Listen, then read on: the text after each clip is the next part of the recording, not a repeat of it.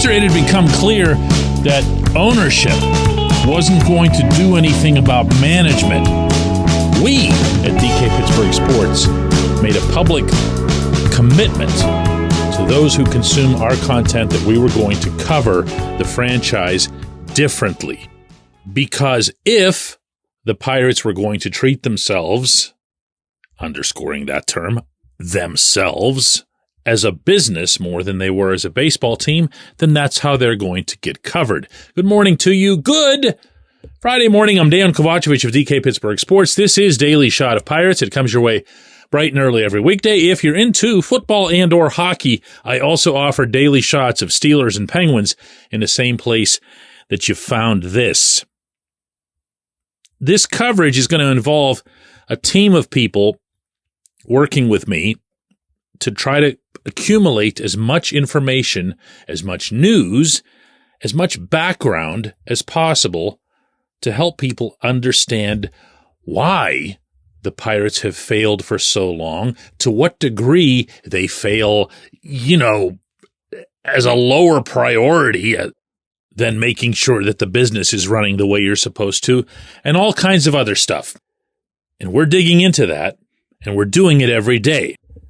And as a result, we were the only outlet to report that yesterday at the Sports and Exhibition Authority's meeting downtown, they have one of those every month, the board meeting, the members discussed the Pirates, the state of the Pirates, the financial impact that the Pirates are supposed to have on the city, the county, the state, including contributing to the coffers of all three by, having big crowds and all kinds of other residual impact. And they contrasted that to reality, the reality that's rooted in the Pirates, losing all the time and having the universally acknowledged best stadium in the world sit half empty or 3/4 empty most of the time, because the way the agreement went, and this is all in writing, the governmental entities, and of course, in turn, the taxpayers, would fund the construction of PNC Park, and the Pirates would put together a competitive ball club. And, only one of those two things has happened, even though the citizenry has shown that if the Pirates are even remotely decent, they'll pack the place. Not like, decent crowds or very good crowds. They'll fill every seat. For decent, for mediocre, they'll fill it. So on every level, whatever qualifies under the word public, whether it's the government, whether it's the agencies or the authorities, or whether it's just you showing up on a Tuesday night to see Jared Jones pitch against the Cubs, everyone has done their part except Bob Nutting in the time that he's been the controlling owner. Stadium went up in 2001. He became the controlling owner in 2007. And while he did some legitimately good things in his first few years as owner in wiping out some long-term and ugly debt obligations that he inherited, what's happened since then is, all this. The Sports and Exhibition Authority, the people whose board met yesterday, is a governmental agency put together of politicians from the state, the county, and the city. That entity that's commonly known as the SEA owns PNC Park, Acrisure Stadium, PPG Paints Arena, and the David L. Lawrence Convention Center, all four of them. They rent PNC Park to the Pirates. The Pirates pay $200,000 in rent, which is obviously not very much in the bigger picture, and all that is sought in return is be a good baseball team, because if you're a good baseball team, then everybody, state, county, city, benefit through the amusement tax and other ancillary revenues that come from having, good crowds over there 81 nights a year, plus LOL playoffs. And I'll repeat that everybody else did their part. In fact, they went way beyond it.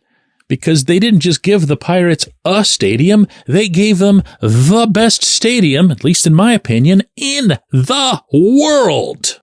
And I've shared with you on this show that there are people in the political realm who are fed up with this and who've been looking into what they can do about it. And they can do things about it. So back to our reporting, the SEA's board members formally began the process of putting together a study of what was expected from the Pirates versus what they've delivered. And the reason that that matters is that the Pirates' 30-year lease is up in 2030. They have a club option to extend that unilaterally by 5 years. But the SEA is holding the cards here. Pirates can't be moved, okay? They know that. They're not even going to ever attempt it, okay? So the SEA holds all of the cards, and the SEA can put together some, well, let's put it this way, because I've heard some stuff, and if I start blurting all of it out, it's not going to be good. The SEA can do some things to make the Pirates and their ownership very, very, very uncomfortable. And they are talking about doing these kinds of things because they'd rather see another owner there, not Nutting.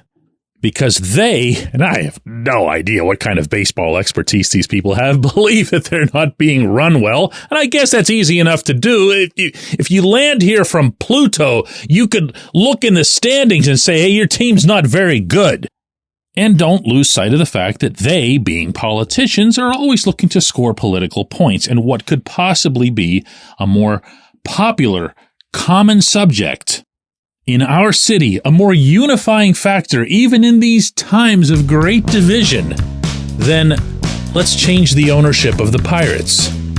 That, my friends, is the kind of stuff that they're talking about. And now, finally, for the first time, they're also taking action. We'll see where it goes when we come back, J1Q.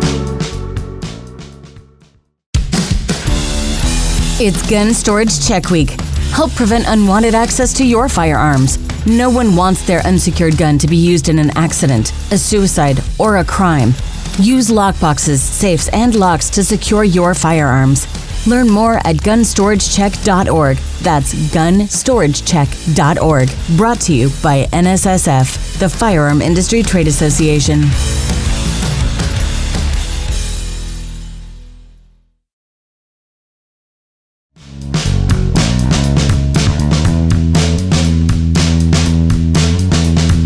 Today's J1Q comes from Scott, who says, yes, DK, I am still pressing play every morning and following this team through this show. Insanity, I know. Here is my question. Is Bob Nutting a fan? It's his team, and it's not good, but he doesn't seem to take steps to make it better since Ben Cherington is still around. Sell the team, Mr. Nutting. It would be nice to not be thought of as insane for continuing to be a Pirates fan. Well, to be fair here, Scott, I'm the one who calls you insane, and it's for listening to this show. I don't understand why anybody does it, but people keep listening to it, so I keep doing it. One of these days when you all come to your senses, I'll have a little bit more free time on my hands every day. The answer to your question, and this might disappoint you, it might not. Yes. Nutting's a fan. Yes, Nutting watches the games. Yes, he's at home games. Yes, he's around. And yes, so much of the stuff that you've seen, heard, or read about him is wrong. It's just made up stuff. It's repeated off of radio talk show narratives. You see how I can do that? I can tell you in one segment that he really ought to be selling the team, but then I can also be completely honest with you about the entire picture. Yes, he wants the Pirates to win. Yes, he's become attached in every way, really, to the franchise. I've seen that in the relationships that he's maintained, in how Andrew McCutchen called him to come back, not management. And they got together, Kutch and Bob did, and eventually made that happen. I've seen the relationships that he has formed with alumni Some of them, most unfortunately, no longer with us, but he's become close to them. He's gotten to know them and their families. He's very, very much involved. I can't stress that part enough. This whole Mr. Burns living on some mountain with lightning bolts and thunder and everything going off when he goes back to his evil lair in Wheeling, West Virginia. It's all trash. Okay. It is. It's all trash. His problem, yet again, is that he's risk averse. He will not take chances. He has a belief in conducting a business a certain way. He is abjectly terrified, not just in baseball, but in all of his businesses, from what I've learned, of losing money, of losing at business. If he's carting off $1 gazillion in some wheelbarrow or whatever, it's not obvious because you don't see where he spends it. He flies on a middle seat on Southwest. Please ask me how I know that, because I saw it with my own eyes. That's just how he's wired. So is he a fan? Yes. Does he want the team to win? Yes. Does he place any of that as a priority above the stuff I just mentioned? No. Does he see himself as a responsible steward of the franchise? Yes, because he knows what kind of mess it was when he took it over, and he believes, and not without cause, that he was the one that cleaned it up. The sooner that all of us ideally can at least talk about the reality of all this, we can get to the real problems of his ownership, of the management team that he just kept, of his failures in hiring, and now of his failures in the lack of firing, of how he excessively delegates, of how he does not create an atmosphere of accountability, of how, because of his excessive fear of this or that, the payroll isn't high enough.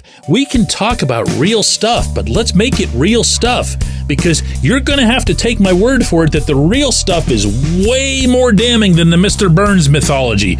I appreciate the question. I appreciate everybody listening to Daily Shot of Pirates. Going to be back with another one of these on Monday.